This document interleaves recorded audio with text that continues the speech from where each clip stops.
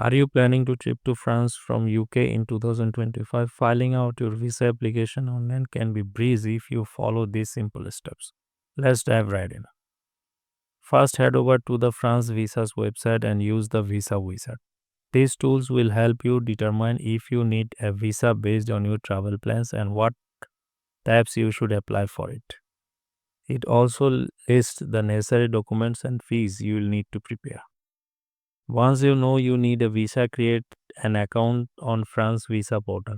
File out, Fill out your application form carefully, ensuring all information is accurate. This is crucial as any error could delay your application.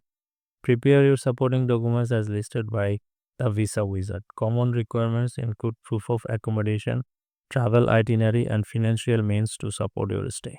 Make sure everything is ready before moving to the next step.